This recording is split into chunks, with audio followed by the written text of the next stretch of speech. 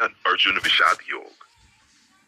भगवत गीता का प्रथम अध्याय अर्जुन विषाद योग के नाम से प्रसिद्ध है।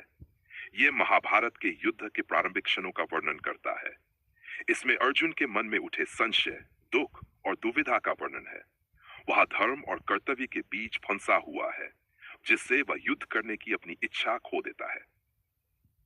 कथा का आरंभ कुरुक्षेत्र के युद्ध भूमि में दोनों सेनाएं आमने सामने खड़ी हैं। जो अंधे हैं संजय से पूछते हैं कि युद्ध भूमि में क्या हो रहा है। संजय अपनी दिव्य दृष्टि के माध्यम से पूरी कथा का वर्णन करते हैं। अर्जुन का विषाद। अर्जुन पांडवों की ओर से युद्ध का नेतृत्व कर रहे हैं। युद्ध शुरू होने से पहले वह श्री कृष्ण से कहते हैं कि वे उनका रथ दोनों सेनाओं के बीच ले चले ताकि वे योद्धाओं को देख सकें।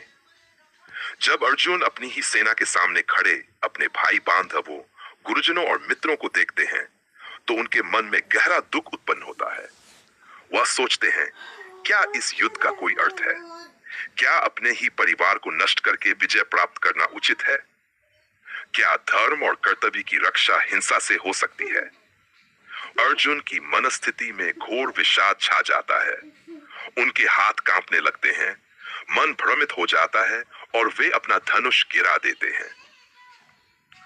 अर्जुन श्री कृष्ण से कहते हैं, मैं युद्ध नहीं कर सकता, यह अधर्म होगा, मुझे सही मार्ग दिखाइए।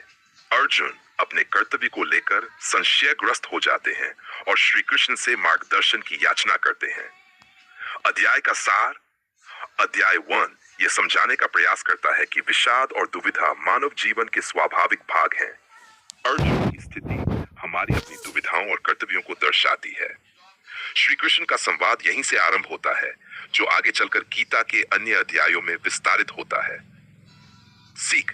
जीवन में विषाद और कठिन परिस्थितियां हमें आत्मविश्लेषण का अवसर देती हैं। धर्म और कर्तव्य को समझने के लिए सही मार्गदर्शन और विवेक आवश्यक। यह प्रथम अध्याय गीता के दर्शन का आधार तैयार करता है।